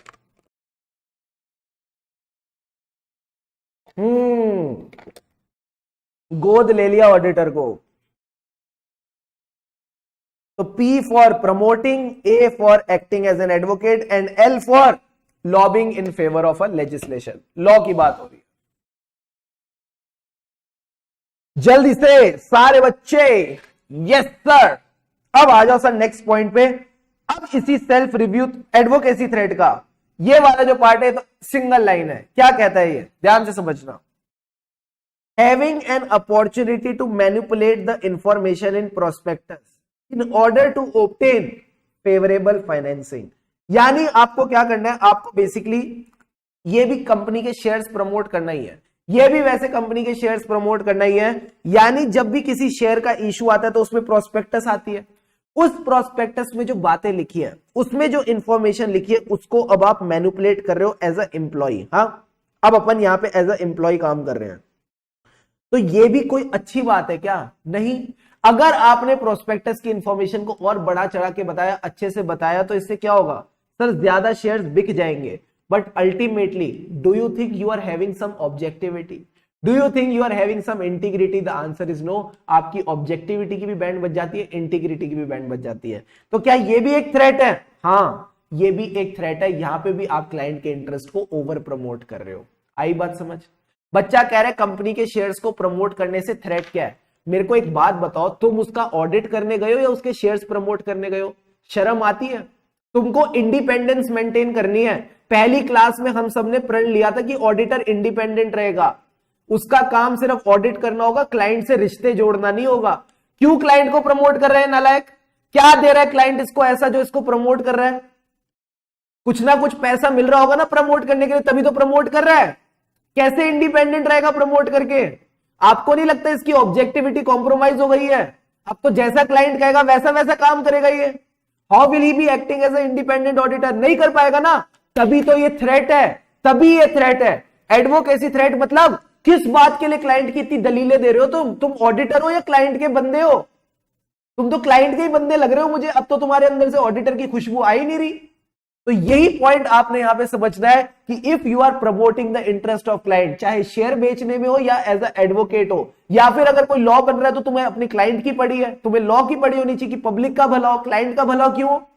Lobbying in favour of legislation on behalf of the client. Why on behalf of the client? On behalf of वो होना चाहिए पब्लिक। क्लाइंट का इतना भला क्यों सोच रहे हो तुम?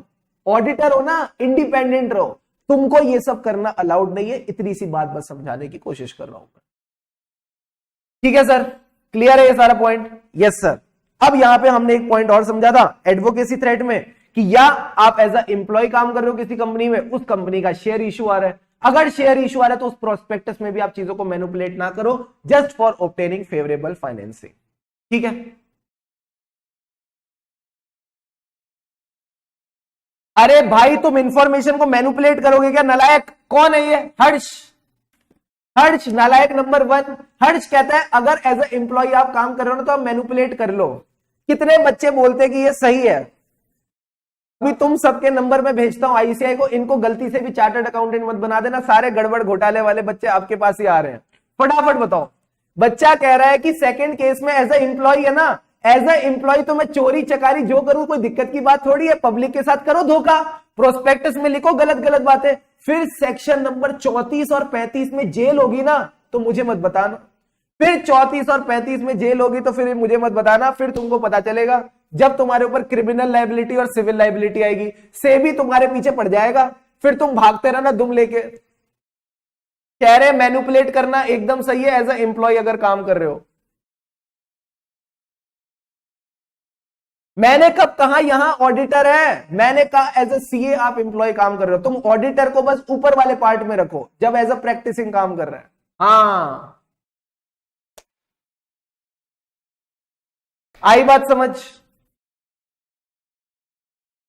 आईसीआई तो वैसे भी पास नहीं करता, तुमको तो बिल्कुल भी नहीं करेगा, तुम्हारी जिस तरह के लक्षण है। ठीक है? हरिद्वार जाके भी नहीं बच पाएगा। हाँ, हरिद्वार जाए चाहे गंगा नहा के आए चाहे वाराणसी जाए, कुछ नहीं होने वाला। तुम कहते हो मैनिपुलेशन सही है क्योंकि वो एम्प्लॉय है। कैसी नालायकों वाली बातें की है ये। अब आओ फटाफट लास्ट वाले अगले पॉइंट पे चलते हैं। हाँ, बात में दम है, should not manipulate. Very very good. अब आता है सर अगला वाला पॉइंट, फेमिलियरिटी थ्रेट। अब आता है अगला पॉइंट, फेमिलियरिटी थ्रेट। देखो फेमिलियरिटी थ्रेट क्या कहता है? फेमिलियरिटी थ्रेट कहता है threat that due to a long and close relationship. Sir किसकी रिलेशनशिप की बात हो रही है? क्लाइंट और ऑडिटर, क्लाइंट और चार्टर्ड अकाउंटेंट, लॉन्ग और close relationship with the client. और अगर आप एज अ एम्प्लॉय काम कर रहे हो तो आपकी और आपके एम्प्लॉयर की अब काफी लॉन्ग और क्लोज रिलेशनशिप हो चुकी है। क्योंकि इतनी ज्यादा रिलेशनशिप हो चुकी है, professional accountant will be too sympathetic to their interest or too accepting of their work. कहीं ना कहीं आपके अंदर एक सिंपैथी आ जाएगी। जब सिंपैथी आ जाएगी तो आप उनकी गलतियां कभी भी नहीं निकाल पाओगे।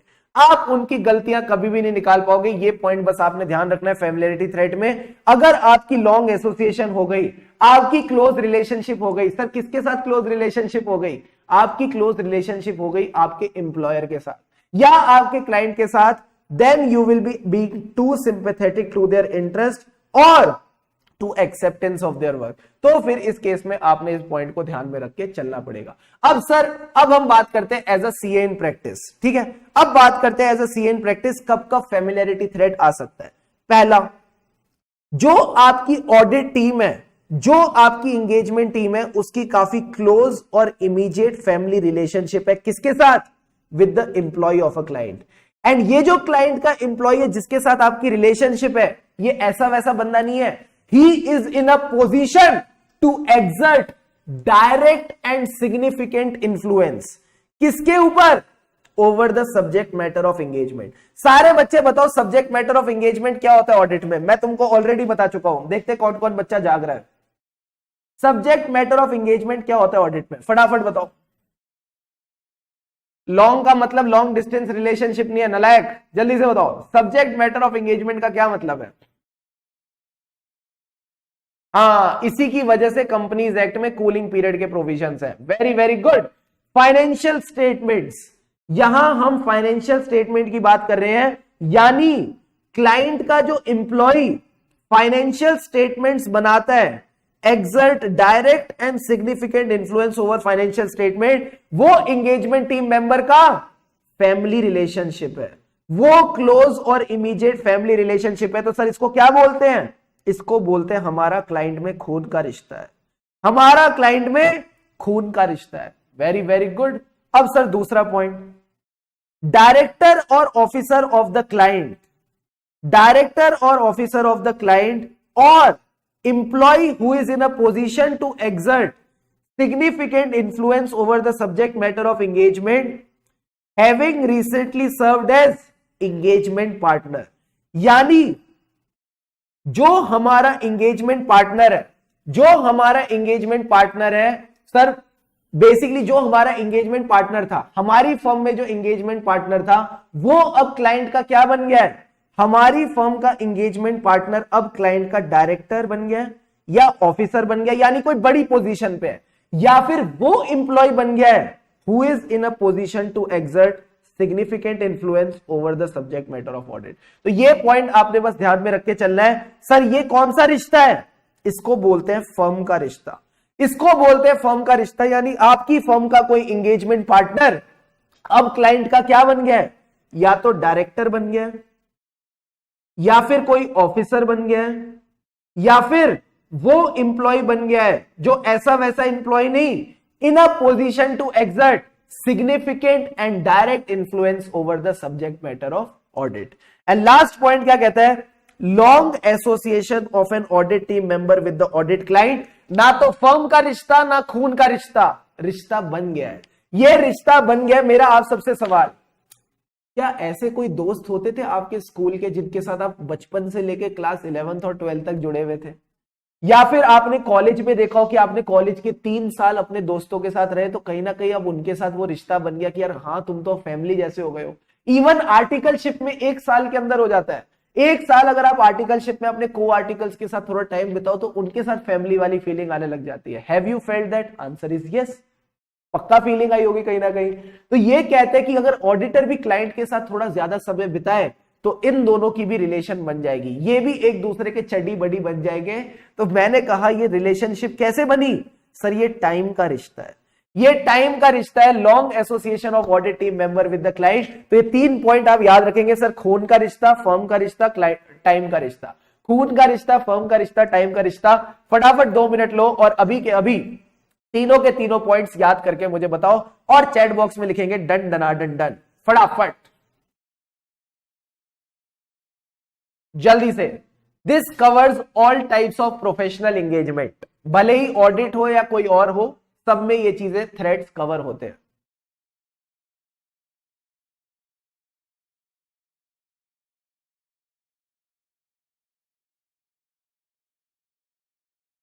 जल्दी से करके बताओ।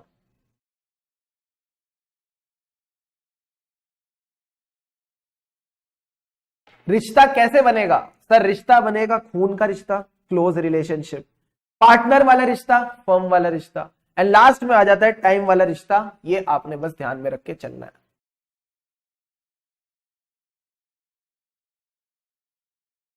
शाबाश पूजन, कौन कौन है? पूजन, जयश, यशिका, मनसुख भाई, कपिल, क्या बात है, क्या बात है, क्या बात है, क्या बात है, Amandeep, very very good.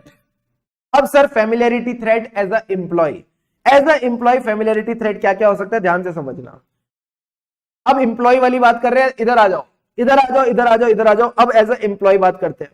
Being responsible for financial reporting for a employing organization, यानी जिस एंटिटी में आप एज अ एम्प्लॉय काम कर रहे हो, आपका काम है उसके अकाउंट्स बनाना।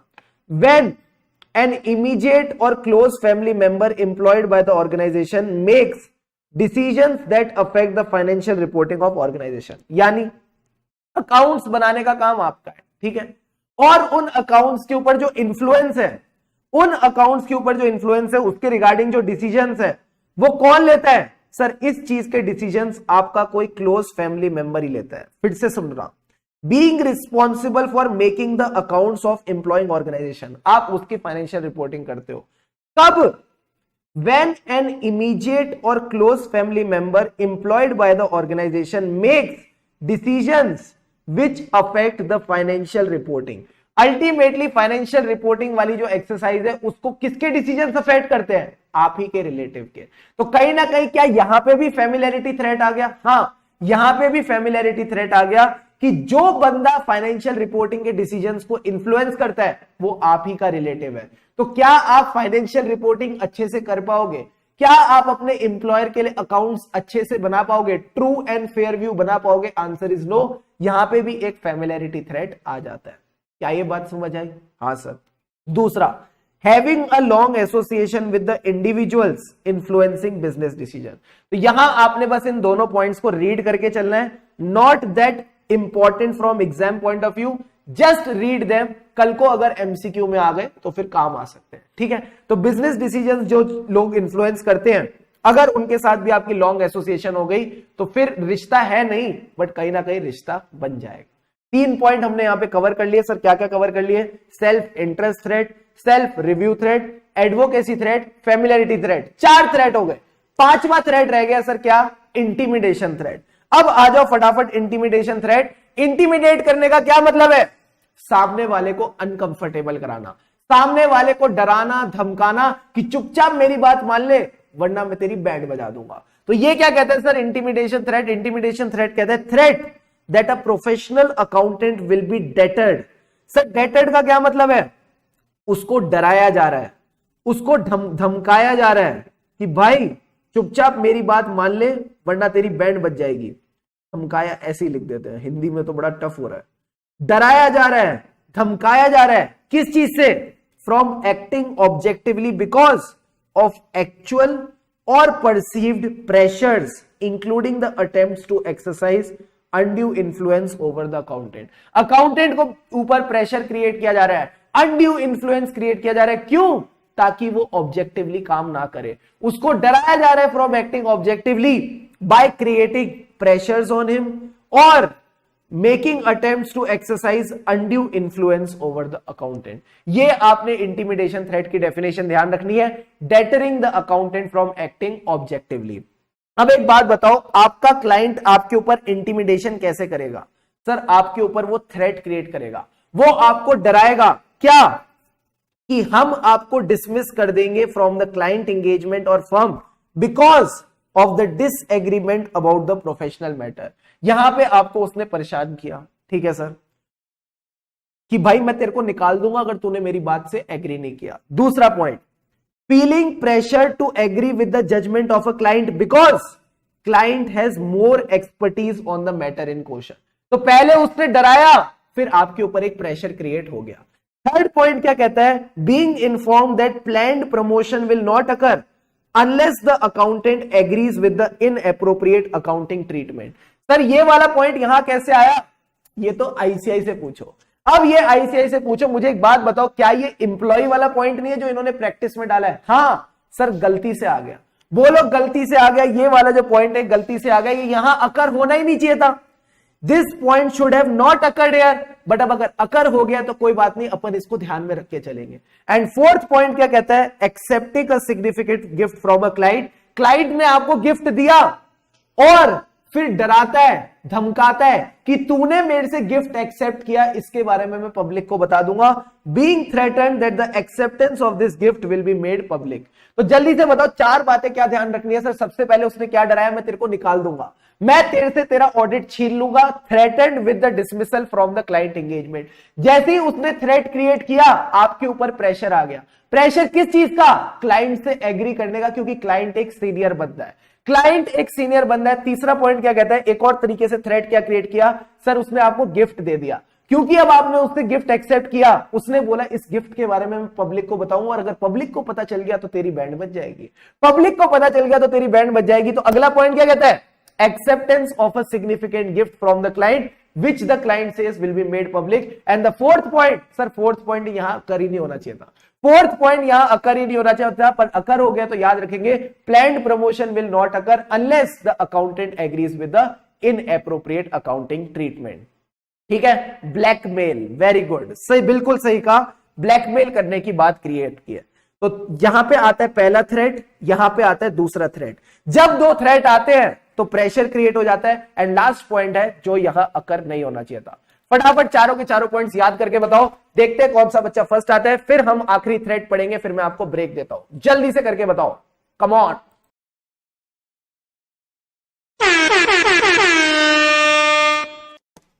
जल्दी से।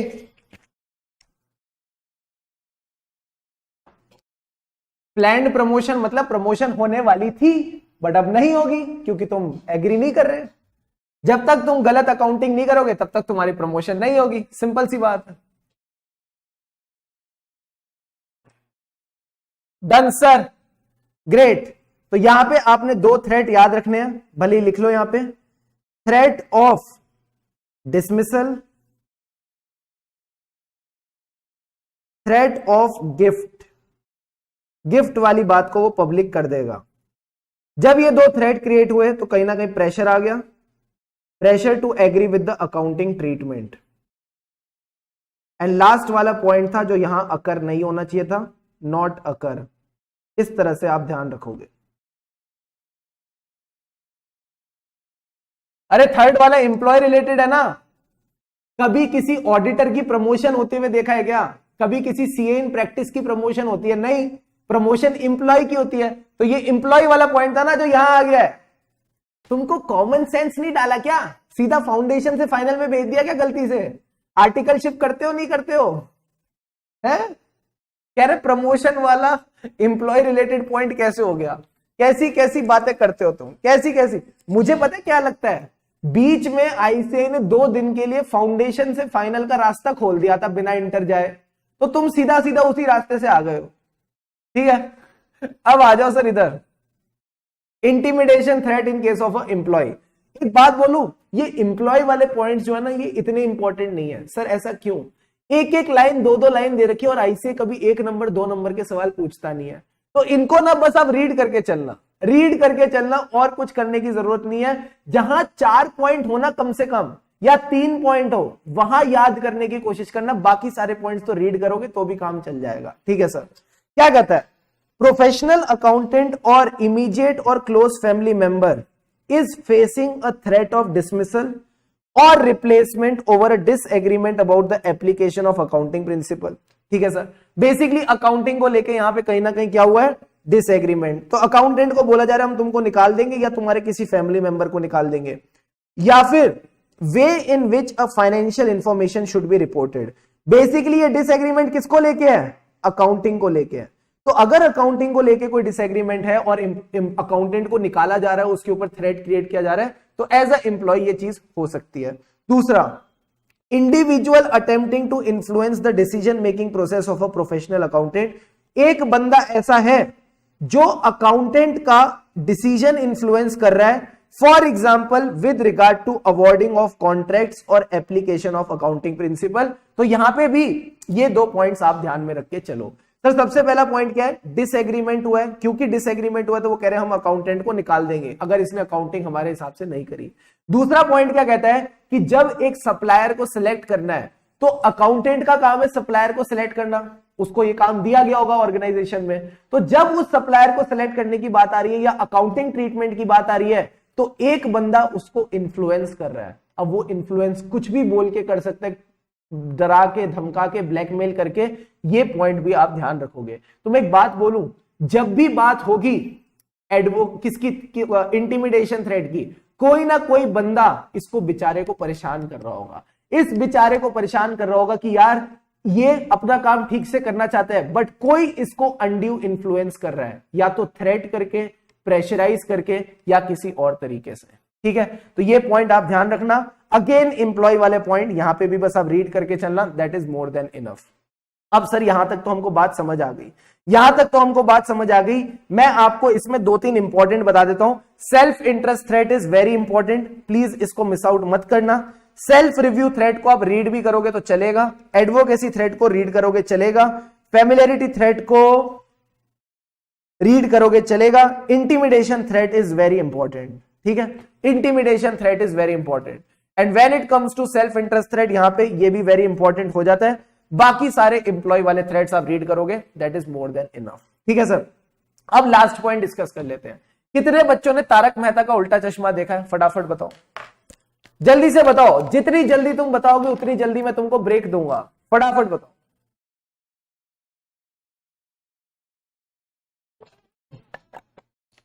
बताओ बताओ बताओ, कितने बच्चों ने तारक मेहता का उल्टा चश्मा देखा है?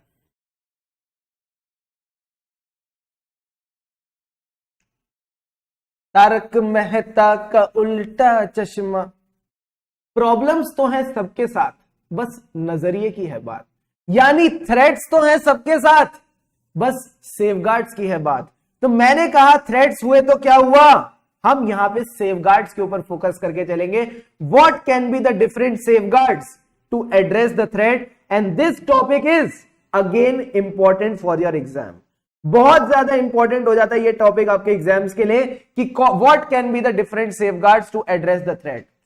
तो सबसे पहले सर थ्रेट में क्या दिक्कत हो सकती है?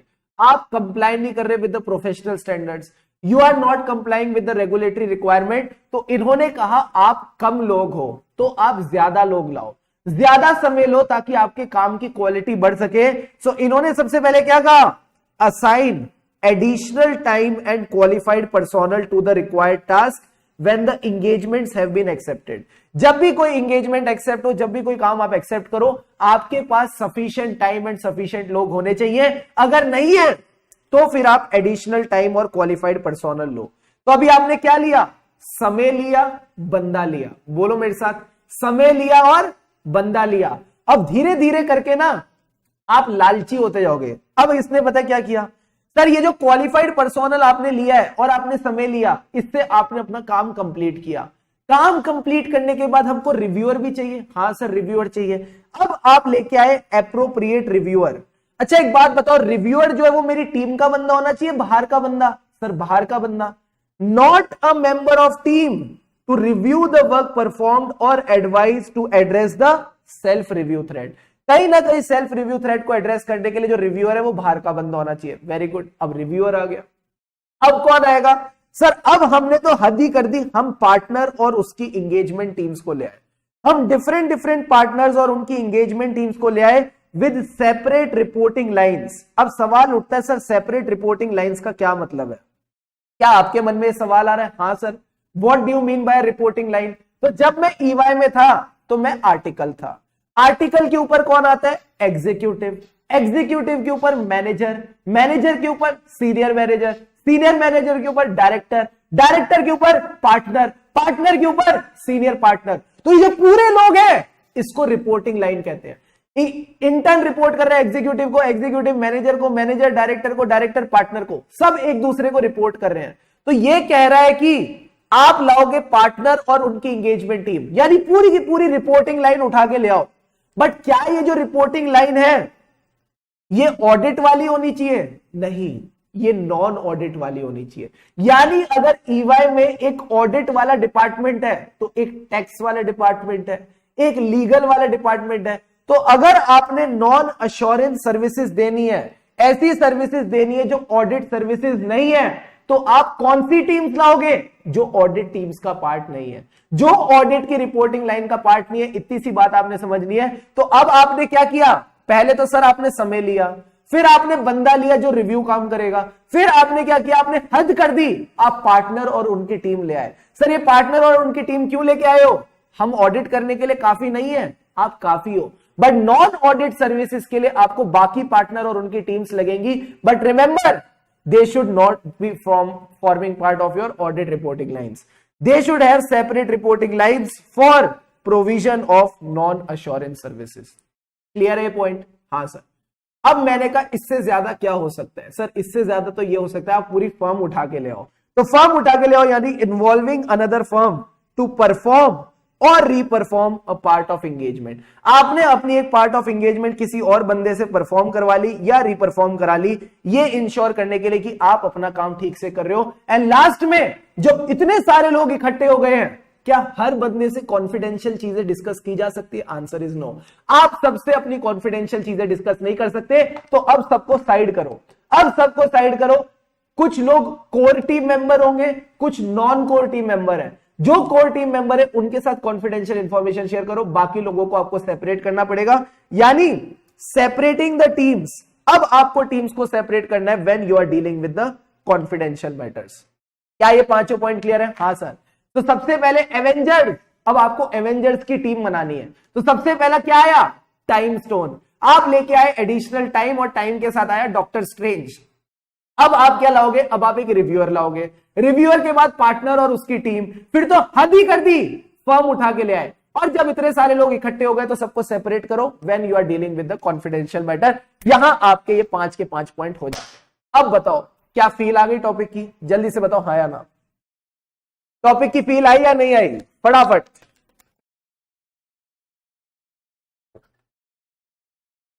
अश्योरेंस सर्विस का मतलब है ऐसी सर्विस जिसमें आपको अपना ओपिनियन देना पड़ता है। It can be internal audit, it can be statutory audit, it can be any type of audit, जहां भी आप अपना ओपिनियन देते हैं। इसी के साथ ब्रेक, चलो इसी के साथ ब्रेक, इसी के साथ मैं आपको ब्रेक देता हूं। Thanks a lot for being so active and attentive in the first session of today's class. Break के बाद और बढ़िया बढ़िया मजेदार कॉन्सेप्ट्स पढ़ेंगे। ब्रेक में जाइए, रिलैक्स करिए, रिफ्रेश करिए। Time for a 15 minutes break. भागो। कहां गया?